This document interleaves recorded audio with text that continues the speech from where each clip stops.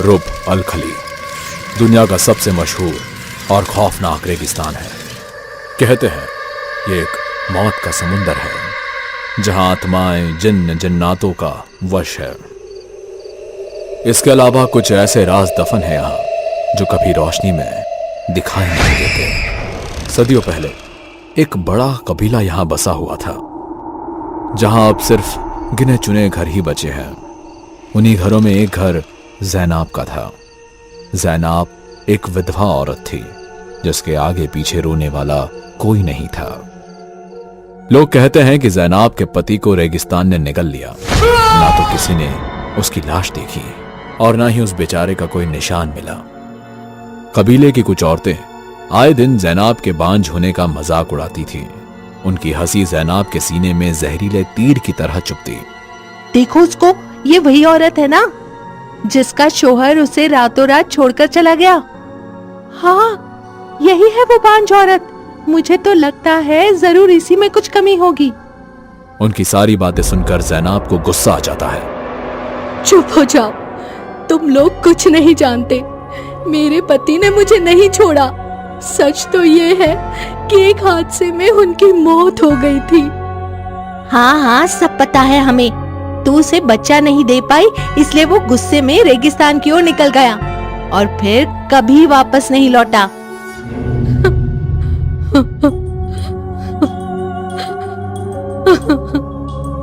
ज़ैनाब उन औरतों की बातें सुनकर रोती हुई घर लौट आई और खुद ही खुद में बड़बड़ाने लगी। ऐ ऊपर वाले, मुझे बस एक बार माँ बनने का मौका दे दे। मैं अपनी जान भी तुझे दे दूंगी। हर रोज इन लोगों के ताने खंजर की तरह मेरे सीने में चुभते हैं। ज़ैनाब ने मन में ठान लिया था कि अब किसी ना किसी तरीके से औलाद हासिल करके ही रहेगी वो। उसने सुना था कि रुब अल खली के रेगिस्तान में एक ऐसा जिन्न मौजूद है जो उसकी हर मुराद पूरी कर सकता है, जिसे शिक जिन के नाम से जाना जाता है। रात होते ही ज़ैनाब मुंह पर नकाब लिए रुब अल खली के रेगिस्तान की ओर निकल पड़ती है और एक सुनसान जगह पर रुककर शिक जिन को याद करने लगती है। ऐ जिन, मैं अपने आप को तुझे सौंपती हूँ। बस मेरी एक मुराद पूरी कर दे। मुझे एक बच्चा दे दे। ज़ैनाब काफी देर तक वहां बैठी रही लेकिन कोई फायदा नहीं हुआ।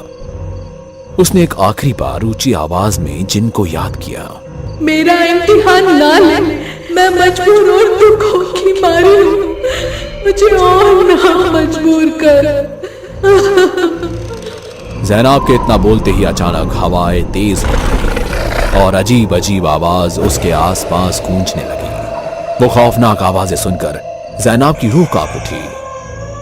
ज़ैनाब को लगा ये कोई और बलाएं हैं जो उसके पुकारने पर वहां आ चुकी है। उसने वहां से भागने की कोशिश की, तभी एक आवाज ने उसके कानों में दस्तक दी। रुक जाओ ज़ैनाब, बोल क्यों बुलाया है मुझे? ज़ैनाब घबराहट से वहां थम गई, जैसे उसके पैर रेत में धंस गए हो। ज़ैनाब ने धीरे से पीछे मुड़कर देखा तो एक खौफनाक जिन्न उसके सामने खड़ा था। उसकी एक आंख थी जो खून जैसी लाल सुर्ख थी। ज़ैनाब ने जैसा सुना था यकीनन ये शिक जिन ही था जिसका आधा शरीर इंसानी और आधा रेत से बना हुआ था। गुस्ताखी माफ है जिन, मैं जानती हूँ कि तू ही वो जिन है जो बांझ औरतों की मदद करता है। मैं एक बांझ औरत हूँ और मुझे तेरी मदद से एक बच्चा चाहिए। मैं तेरा एहसान कभी नहीं भूलूंगी। मैं तेरी हिम्मत की दाद देता हूँ जो तू बिना डरे यहाँ तक पहुंच गई। तेरे पति ने भी यही कहा था, सौदा करने आया था, लेकिन फिर रेत ने उसे हमेशा के लिए निगल लिया। अब तू बता ज़ैनाब, क्या तुझे लगता है कि तू उससे ज्यादा हिम्मत वाली है? मैं औलाद का सुख पाने के लिए कुछ भी कर सकती हूँ। एक बार फिर सोच ले, अगर कुछ अनहोनी हो गई तो बाद में मुझे दोष न देना। मुझे मंजूर है। उस रात ज़ैनाब ने शिक जिन के साथ एक ऐसा सौदा किया जहां इंसानियत पूरी तरह खत्म हो जाती है। उस रात के बाद ज़ैनाब चुपचाप सी रहने लगी। ना तो कबीले वालों से बात करती और ना ही किसी से आंख मिलाती। सारा दिन वो अपनी झोपड़ी के अंदर ही रहती थी। धीरे धीरे उसके चेहरे का रंग बदलने लगा। एक भयानक सन्नाटा उसके चेहरे पर छाया रहता। फिर कुछ ही महीनों बाद लोगों ने उसके बदलते स्वभाव को देखा और अंदाजा लगाया कि ज़ैनब किसी के बच्चे की मां बनने वाली है। मगर किसी को नहीं पता था कि ज़ैनब किसके बच्चे की मां बनने वाली है। अब वो ज्यादातर वक्त अपने घर के अंदर ही बिताती ताकि किसी को उसके बारे में पता ना चले। रात के सन्नाटे में अक्सर ज़ैनब को अपनी परछाई एक अजीब से आकार में दिखाई देती। घबराहट से जब ज़ैनब आंख बंद करती तो उसके जहन में उसी का एक भयानक रूप नजर आता। डर के मारे उसे पूरी पूरी रात जागते हुए बितानी पड़ती। इसी तरह जैसे तैसे 6 महीने बीत गए। ज़ैनब का पेट अब इतना ज्यादा बड़ा हो चुका था कि वो ठीक से बैठ भी नहीं सकती थी। ज़ैनब सोच में पड़ जाती है। आमतौर पर किसी भी औरत का इतना बड़ा पेट नहीं होता, फिर उसके साथ ऐसा क्यों हो रहा है? वो ये सब बातें सोच ही रही थी कि तभी दरवाजे पर एक दस्तक होती है। ज़ैनब ने हिम्मत जुटाकर दरवाजा खोला तो अपने सामने एक बूढ़ी औरत को खड़ा पाया, जिसकी आंखों की पुतलियां भूरे रंग की थी। आप कौन? घबराओ मत मेरी बेटी, मैं तुम्हारी मदद करने के लिए यहाँ आई हूँ। मैं एक दाई हूँ, पर मैंने तो किसी को नहीं बुलाया। तुमने नहीं, पर तुम्हारे पेट ने बुलाया। वो मुझे डराता है। मैं ये अच्छी तरह जानती हूँ कि तुम्हारे अंदर जो औलाद पल रही है वो इस दुनिया की नहीं है। अगर इसे वक्त पे रोका ना गया तो वो तुमसे तुम्हारा वजूद छीन लेगा। दाई ने जैसे ही ज़ैनब के पेट पर हाथ रखा, उसकी सफेद आंखें चमक उठी। वो कुछ देख रही थी जो किसी आम इंसान की आंखों से कभी देखा नहीं जा सकता था। उसने देखा कि ज़ैनब के पेट में जो बच्चा पल रहा है, उसके शरीर में एक हाथ, एक पैर और एक ही आंख नजर आ रही थी। मेरी बेटी, ये कोई आम बच्चा नहीं, ये एक नस नस जिन है। तूने शिक से सौदा करके अच्छा नहीं किया। उस शैतान ने तुझे धोखा दिया है। नहीं, ये सिर्फ मेरा बच्चा है। मैं इसे कुछ नहीं होने दूंगी। ये नस नस है, ये उस शिक का वारिस है। अगर ये इस दुनिया में आया तो कई लोगों को अपनी जान से हाथ धोना पड़ेगा। इससे पहले कि ये इस दुनिया में आए, इसे मार दे ज़ैनब, इसे मार दे। मैं इसे नहीं मारूंगी, चाहे तुम इसे जिन बोलो या शैतान।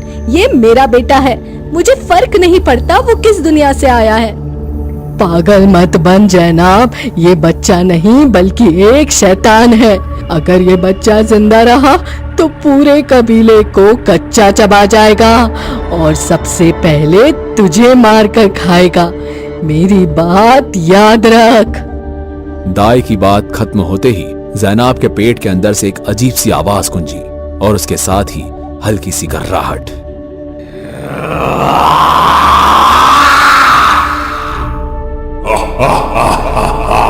तू मुझे मारने की बात कर रही है, लेकिन उससे पहले मैं तुम सबको खा जाऊंगा।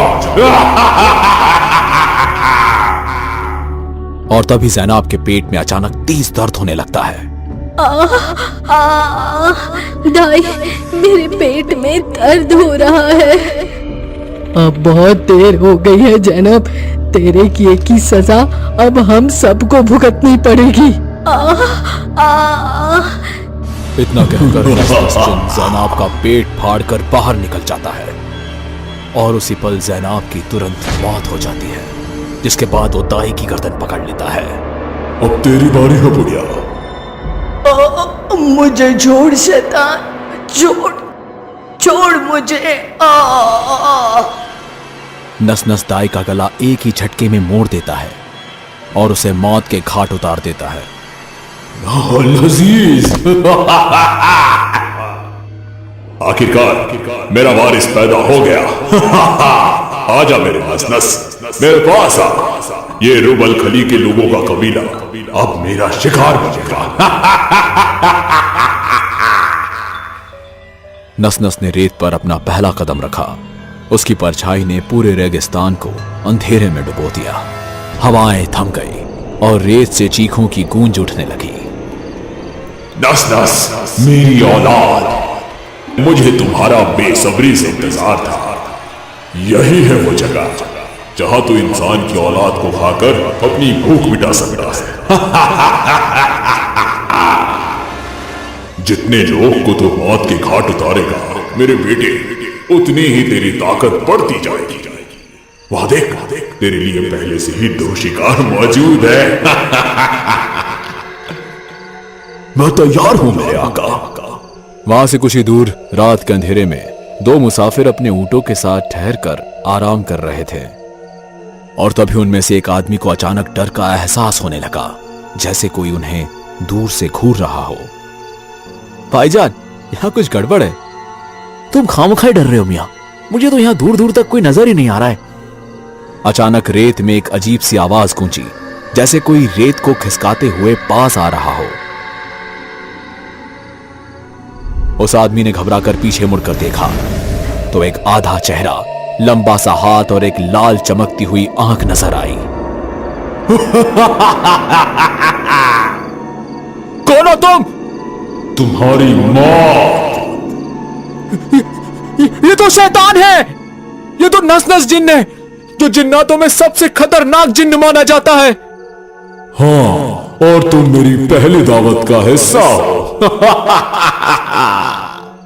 नस नस का एक हाथ बिजली की तरह उस आदमी के गले पर गया और उसकी खाल धीरे धीरे धुएं में गायब होने लगी।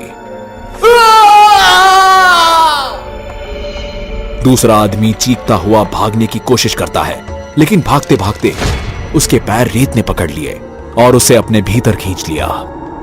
मुझे छोड़ दो, मुझे छोड़ दो, मुझे छोड़ दो, मैं मर जाऊंगा।